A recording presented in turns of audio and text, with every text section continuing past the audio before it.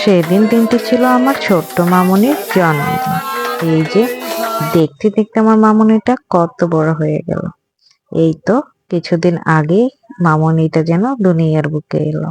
আর দেখতে দেখতে আজ তার 2 বছর হয়ে গেল। এইখানে আমি মাটার সঙ্গে কিছু পিকচার আর ভিডিও ক্লিপ নিচ্ছিলাম। আর ও তো এগুলো দেখে পুরাই অবাক, আসলে বুঝতেই পারতেছিল না এখানে কি করা হচ্ছে। আর ও বারবার শুধু কেক দেখতেছিল। আর আমরা সবাই মিলে একত্রিত হয়ে কেক কাটার প্রস্তুতি নিচ্ছিলাম। আর মাটার নজর ছিল শুধু কেকের এই ছোট্ট পুতুলটার দিকে। ও ভাবতেছিল পুতুলটা কখনো হাত দিয়ে নিতে পারবে। আসলে ও ভেবেছে এটা শুধু খেলারই জিনিস।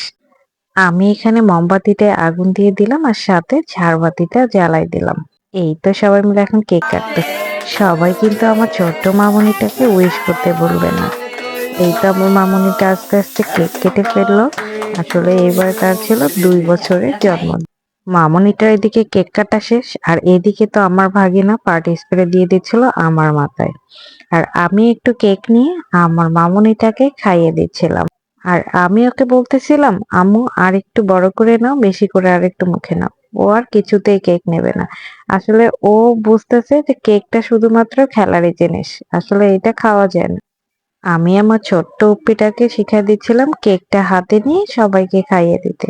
কিন্তু ও কেকটা হাতে নেবে না, ও চাকু নেবে, ঝাড়বাতিটা হাতে নেবে। আসলে ছোট মানুষকে কন্ট্রোল করা অনেকটাই টাফ।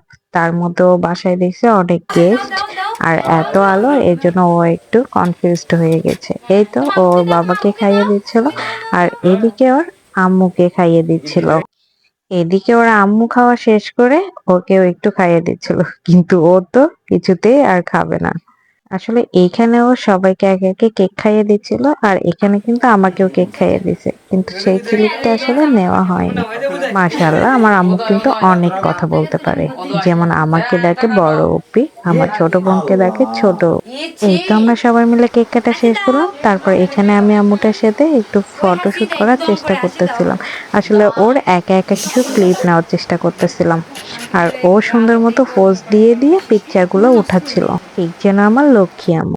আর এদিকে আমার ভাগিনা ওর জন্য একটা গিফট নিয়ে আসছে, মানে একটা চকলেট নিয়ে আসছে। আমি আমার আম্মুটাকে বলতেছিলাম, আমি যে তোমাকে গিফটটা খুলে দিচ্ছি, এটা কিন্তু আমাকে অর্ধেক দিবা, তুমি অর্ধেক নিবা।